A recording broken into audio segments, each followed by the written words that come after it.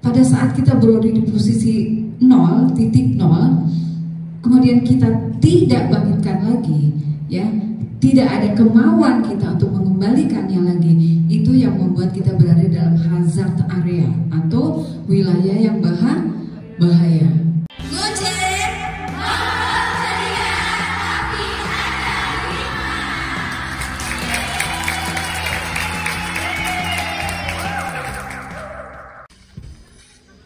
Ngapain sih? Ini lagi main game kalah mulu. Bener ikut aku ke acara seminar self improvement. Acara apaan tuh? Itu acara seminar yang membuat kita punya tujuan dan semangat. Oh boleh deh, yuk, ayo. Oke, bismillahirrahmanirrahim. Assalamualaikum warahmatullahi wabarakatuh. Kembali lagi dengan saya Dania Farsyadillah dan partner saya Maulia Dinda di acara Ngoceh, ngobrol ceria tapi ada hikmahnya. Jadi untuk acara kali ini kita akan membahas apa sih, Kak? Jadi kali ini itu kita akan bahas satu tema yang spektakuler banget. Yang mana ini itu penting banget untuk kita meningkatkan value diri kita, baik secara pemikiran, karakter ataupun skill kita. Wow, berarti berguna banget dong bagi kita yang mahasiswa saat ini. Banget berguna, karena ini tuh untuk diri kita. Bahkan setiap individu itu kayaknya wajib deh belajar tentang ini. Boleh tahu nggak dengan tema apa sih, Kak? Jadi temanya adalah self improvement melalui bahasa. Oke, ikuti keseruannya dan jangan lupa like, Comment, and subscribe. Mau acara di sini? Iya di sini. Ayo.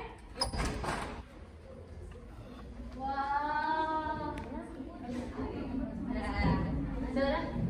Assalamualaikum warahmatullahi wabarakatuh. Waalaikumsalam warahmatullahi wabarakatuh.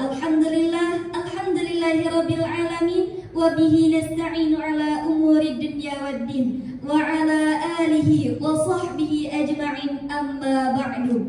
Puji dan syukur kehadirat Allah Subhanahu wa taala yang telah memberikan kesempatan kepada kita untuk bisa berhadir di acara yang sangat istimewa ini, yaitu Ngoceh, ngobrol ceria tapi ada hikmahnya.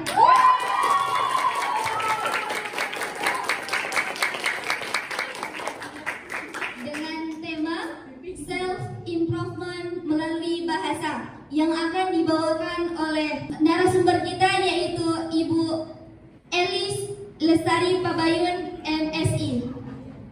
Ngoceh, Ngobrol ceria tapi ada hikmah.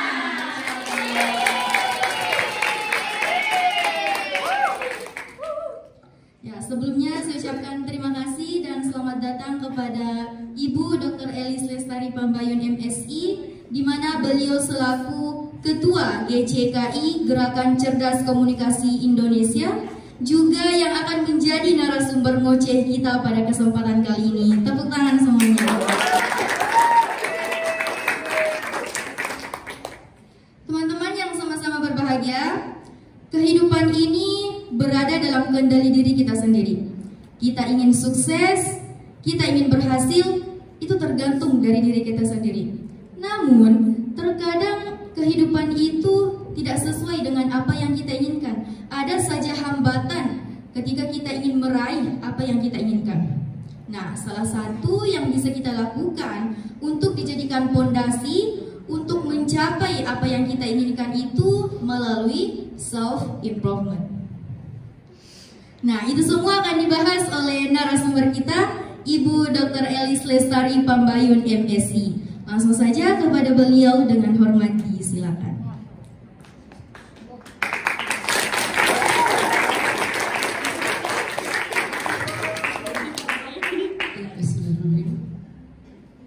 Assalamualaikum warahmatullahi wabarakatuh.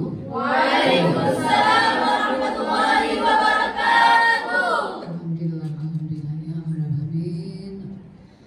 Kita jumpa lagi di sini di acara ngoceh ya, ngobrol ceria tapi ada hikmah. Mudah-mudahan di pertemuan kita mendapatkan hikmah yang besar yang memang memberikan berkah buat kita semua ya, bagi self improvement kita ya.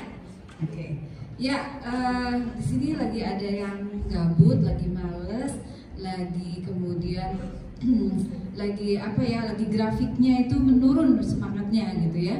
Ada nggak?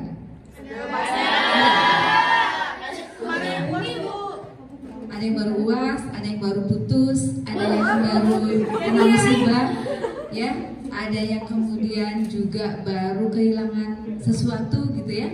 Nah itu kan perlu dibangkitkan lagi, perlu ditingkatkan lagi, perlu dipulihkan lagi. Itu namanya self improvement, ya. Oke. Tapi pasti semua juga punya semangat. Nah, hanya memang Allah memberikan kita ini selalu oposisi biner. Oposisi biner itu adalah sesuatu yang selalu berseberangan, ya, seperti negatif, positif, selalu hitam dan putih, hujan dan panas. Nah, di dalam diri kita juga, di dalam semangat kita juga selalu ada naik dan turun. Pada saat turun itulah apabila kita biarkan, kita pelihara, yang akan membahayakan kita, ya. Pada saat kita berada di posisi 0, titik 0, kemudian kita tidak bangkitkan lagi, ya, tidak ada kemauan kita untuk mengembalikannya lagi, itu yang membuat kita berada dalam hazard area atau wilayah yang bahaya. Bahaya ini bisa larinya kemana-mana loh. Kalau orang yang nggak kuat-kuat iman, bisa ada bundir, ada masuk narkoba, ada kemudian ke free sex, ada kemudian jadi konsumtif, belanja terus, ada yang kemudian jadi depresi, ya, kemudian ada yang menjadi banyak hal yang membuat masuk pada perangkap-perangkap setan, ya. Nah, self improvement yang mau kita bahas di sini adalah self improvement yang positif. Ada bedanya self improvement dengan yang lain. Kita pendekatannya dengan bahasa atau komunikasi. Kok bisa bahasa membuat kita menjadi memiliki self improvement yang kuat? Jangan salah, bahasa ini memiliki power membuat diri kita seperti apa, menjadi apa, mengenali diri kita seperti bagaimana, ya. Komunikasi kita ini akan membuat kita menjadi orang yang kuat, orang yang hebat, orang yang bisa bermanfaat buat orang lain, ya. Yuk kita melihat seperti apa, silakan, ya. Jadi self improvement ini adalah memberikan kita pada arah dan tujuan yang jelas, ya. Di sini pasti ingin cepat lulus, ya kan? Bagaimana ingin meraih prestasi, belajar atau kuliah secara cepat, mulus, lancar dengan prestasi yang baik, ya enggak? Bahkan paling baik, itu bagus. Kita harus punya target itu, ya. Pengen hafal Al-Quran dan baik dan lancar, pengen cepat dapat jodoh, pengen cepat dapat pekerjaan yang baik juga dan menjanjikan, ya, secara finansial dan posisi dan lain sebagainya. Bahkan ada yang pengen langsing nih, self improvement saya pengen langsing gitu ya, atau pengen glowing lah, tahun ini glowing dulu gitu kan, boleh gitu ya. Semua itu adalah menuju self improvement.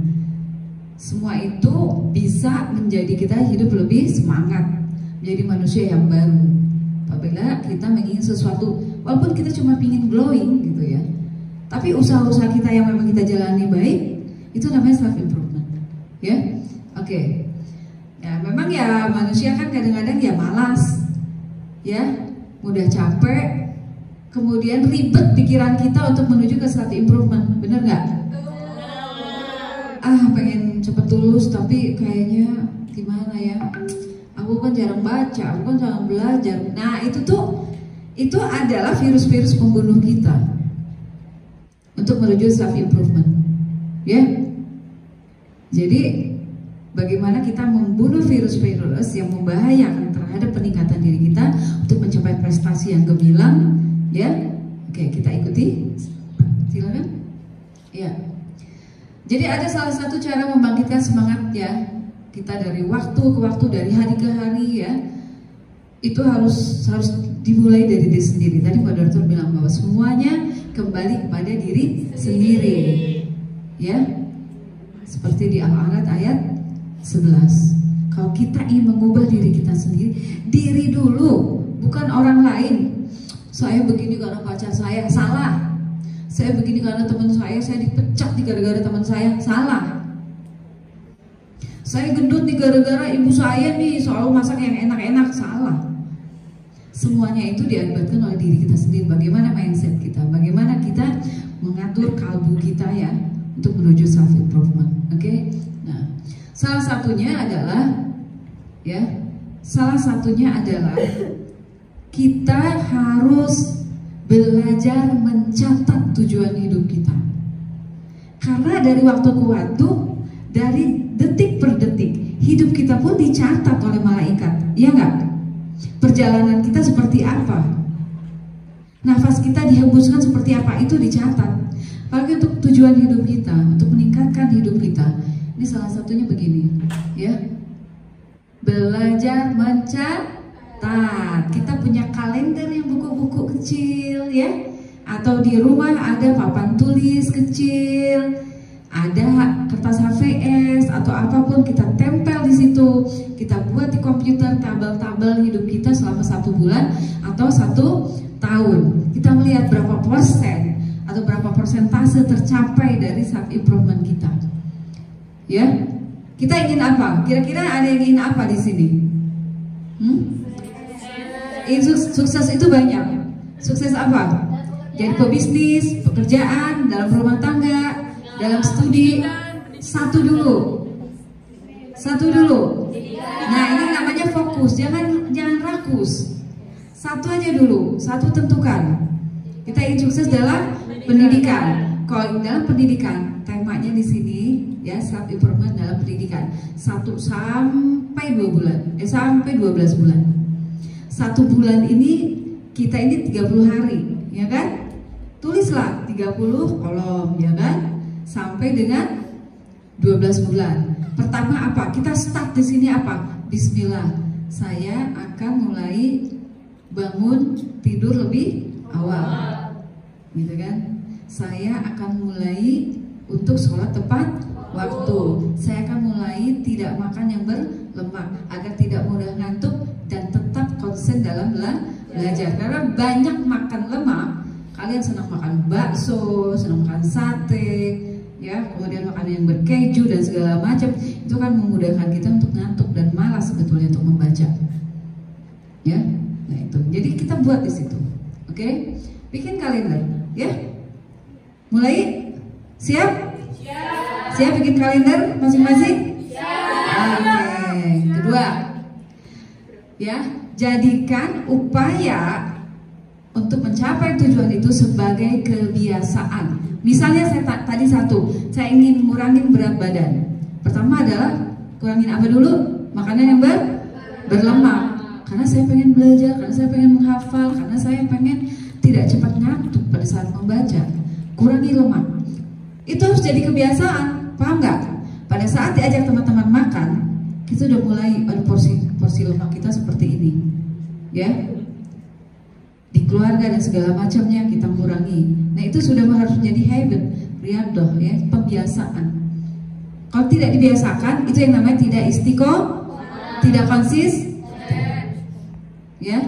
Segala satu tujuan baik kita harus menjadi pembiasaan. Oke, kemudian akui ketidaksempurnaan. Jadi pada saat ingin mencapai sesuatu, jangan lihat hasilnya. Wah, bakal misalnya saya melakukan gini, pasti saya akan cepat langsing, saya akan cepat glowing. Gak begitu. Kita proses. Wah, saya akan berprestasi kalau saya akan belajar mati-matian seperti bagaimana, gitu ya. Itu gak boleh berlebihan juga. Kalau misalnya tidak tercapai, ya jangan marah juga.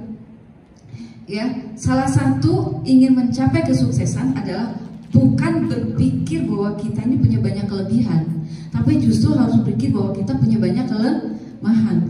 Akui ketidaksempurnaan kita, bahwa saya malas membaca, bacaan saya kurang, ya, bahwa saya kurang berteman, teman saya sedikit, dan sebagainya gitu ya.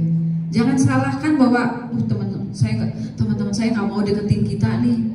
Gitu ya, saya kok IP-nya segini-segini juga, gitu. Itu tidak bisa disalahkan. Yang harus kita akui adalah kita pasti ada kekurangan di sini. Kita punya ketidaksempurnaan dalam ini. Semakin kita mengakui itu, semakin kita berarti kita sedang menuju puncak sukses.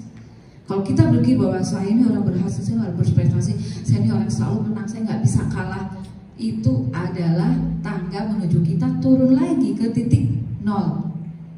Ya, oke, lanjut. Ya, tetapkan tujuan kecil untuk membangun momentum. Mulai dari yang kecil, jangan dari yang besar ya. Mulai dari hal yang kecil. Kalau kita ingin cepat menghafal Al-Quran, kan kita nggak bisa langsung banyak, ya nggak? Mulai harus dari satu ayat dulu. Satu ayat, ya kan? Saya satu hari boleh target satu hari 100 ayat. Ya. Kemudian kita lupa lagi, ada yang salah. Apanya ya? Kita terlalu cepat beralih ke ayat yang berikutnya. Seharusnya ini dulu yang sudah di lidah, sudah terbiasa, ya kan? Kalau kita sudah biasa dengannya, lantanul biru hatta tunfiqu mimma tuhibbun. Itu karena kita sudah ratusan kali mengatakan itu. Jadi karena pembiasaan. Jadi jangan dialihkan dulu ke yang lain yang akan membuat mendistract atau mengurangi bacaan kita di sini. Begitupun terhadap kebiasaan yang lain. Ya, kita ingin langsing, kita mulainya harusnya adalah berjalan, berjogging dulu, kita lari gitu kan. Ya pegel lah. Ya, lari 1 hari pegel dibayar 3 bulan pegelnya. Ya enggak? Cari obat, cari pengurang rasa sakit dan segala macam. Itu karena ada yang salah. Harusnya dari yang kecil dulu, langkah yang kecil dulu gitu ya.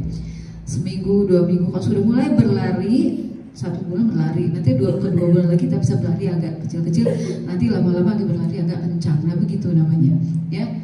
Lacak kemajuan dari situ. Makanya tadi lacak kemajuan dulu dari yang kecil, saya sudah targetnya berapa. Kemudian saya kalau udah 2 bulan ini apa yang sudah saya dapatkan.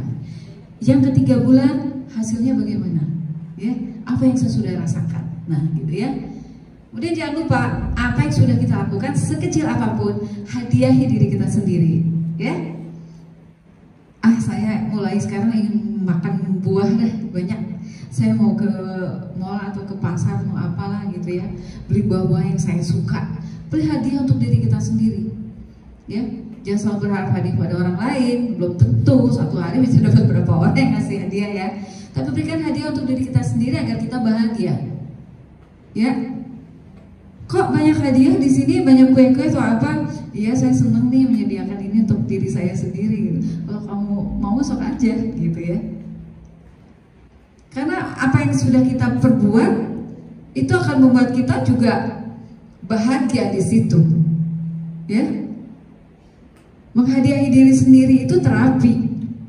Paham nggak?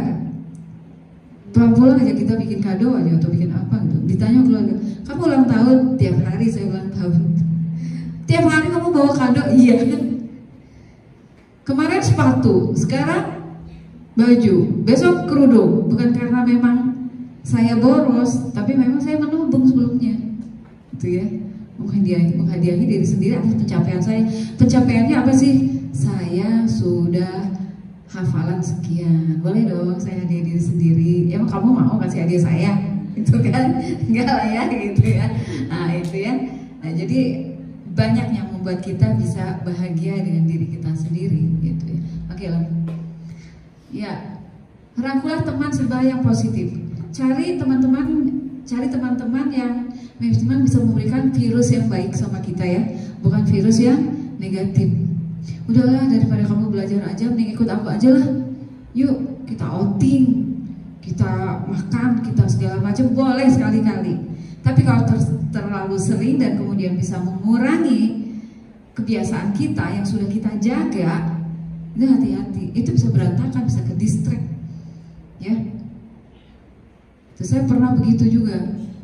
Saya sedang asik-asiknya menulis gitu ya. Tiba-tiba ada teman lama gitu, ya. Teman waktu kuliah S1 gitu mengajak ketemuan yuk, reuni yuk, kayak gini. Padahal hari itu saya ada deadline. Tapi karena memang harus menghargai teman kita yang sudah lama tidak ketemulah. Besok tuh harus disetorkan. Itu bayangkan nggak tidur coba. Hasilnya nggak sebaik pada saat kita sehat, itu hasil tulisan. Gitu ya. Jadi kita harus berani menolak tidak. Kita bisa nggak next? Bisa nggak kita reschedule? Kita harus tegas sama diri kita sendiri. Ya, harus tegas. Oke. Kemudian latih rasa syukur termasuk untuk diri sendiri. Selalu bersyukur, selalu bersyukur. Apapun yang kita dapat, suka, duka, positif, negatif, saat hujan, saat kemarau, saat kita punya uang, saat tidak punya uang, saat kita merasa kecil, saat kita lagi punya prestasi, tetap kita harus punya rasa syukur. Rasa syukur itu yang akan membahasakan diri kita, yang akan terpatri dalam otak kita, akhirnya nyampe pada Allah secara law attraction. Ada magnet tarik menarik sama Allah, ini rasa syukur itu kita, Allah akan tambah. Allah akan memberikan apa yang kita bahasakan, ya, sesuai apa yang kita bahasakan kita turunkan. Ya Allah, terima kasih sudah memberikan saya kecantikan yang luar biasa, keindahan tubuh yang luar biasa, glowing saya, aduh luar biasa, suara saya yang indah, ya Allah makasih. Karena kita sudah bicara begitu, secara law attraction, ya, tarik menarik yang sampai kepada Allah, Allah akan memberikan itu kepada kita. Orang akan melihat kita, kayaknya udah semingguan ya ketemu sama lu, kok glowingan nih sekarang? Masa sih? Langsingan lagi? Oh ya? Itu dari rasa syukur kita, ya. Jadi jaga bahasa kita kalau ingin kita memang berada di dalam satu kondisi yang kita inginkan. Bahasa yang salah, tarik menariknya juga salah. Paham nggak? Kan gitu ya. Nah, lakukan peningkatan suasana hati. Nah, bagi orang yang moody, seneng banget ngambek, baperan, nah ini ada yang salah dalam diri kita. Ada sesuatu yang harus kita perbaiki, harus kita improvement melalui diri kita sendiri. Orang yang sering memelihara suasana hati itu akan menjadi temperamen. Akan temperamen dijaga, dipelihara menjadi karakter. Ya. Coba kita biasakan, misalnya kita bicara setiap hari, bicara maaf ya, bicara goblok, ya kan? Terbiasa ya. Kemudian kita lagi suasana kita lagi enak, nggak enak, tapi kita keluarkan bahasa yang tidak baik, akan diperkuat, dan kita susah untuk keluar dari situ, karena kita sudah menyimpan itu dalam otak kita, kata-kata itu, paham nggak? Jadi pada saat ada suatu masalah yang kita sedang blocking, ada mental block, kita cepat, ya Allah, astagfirullahaladzim, ya Allah, kuat, aku bisa, aku kan cantik, aku pintar, aku banyak yang suka, ya. Nah jadi gitu. Kemudian lari kemana gitu, nggak di suasana yang membuat kita makin nggak enak hati atau mood kita menjadi tambah buruk. Pergi aja kemana, mau ke kafe, mau ke perpustakaan, kita mau ke mall, kemana, nggak apa-apa gitu ya. Larikan, karena mengubah suasana hati itu sangat efektif untuk pada mengembalikan kita kepada energi baru. Bener nggak? Beneran loh. Jenuh banget satu harian kita ini bikin tugas, ngetik aja. Coba kita nonton drakor, nonton Turki, nonton apa gitu ya nggak? 2 jam atau setengah jam aja, jangan lama-lama. Itu akan memulihkan otak kita lagi, ya kan? Ya gitu, ya. Ya, ubah lingkungan. Mau drastis, maunya pokoknya ubah lingkungan kita. Kita harus tegas sama diri kita sendiri bahwa saya tidak mau berteman dengan orang-orang yang memang bisa mengubah kita menjadi lebih buruk gitu, ya. Kita harus tegas. Kalau udah nggak betah lagi di kampus kayak gini, cari lingkungan yang lebih bagus gitu. Di kantor yang sudah tidak kondusif, tidak sehat, cari. Jangan ngedumel aja, menggerutu aja, mengkritik saja, marah terus, tapi kita tidak mengubah apapun. Harus berani. Rumah kita sudah kayak gini, kita pindah yuk, pindah saja, gitu ya. Atau misalnya, saya tiap hari saya pakai hitam terus gitu ya. Besok saya mulai pakai pink lah atau pakai kuning dan segala macam, boleh, ya. Nggak ada yang mengharamkan itu, ya. Yang nggak boleh adalah dibuka lagi, ya. Nah itu, ya kan? Kalau mengubah warna nggak apa-apa kalau misalnya hidup kita lebih berwarna gitu. Oke. ya. Ingat ya, kita ini melakukan self improvement itu untuk apa? Untuk apa? Kita harus jelas. Sama seperti kita memperjelas tujuan hidup kita. Oke? Gitu. Ya. Silakan terakhir. Thank you. Ya. Ya. Terima kasih atas perhatiannya. Semoga bermanfaat buat semua ya. Walaupun singkat ya. Kita kembalikan pada moderator. Assalamualaikum warahmatullahi wabarakatuh.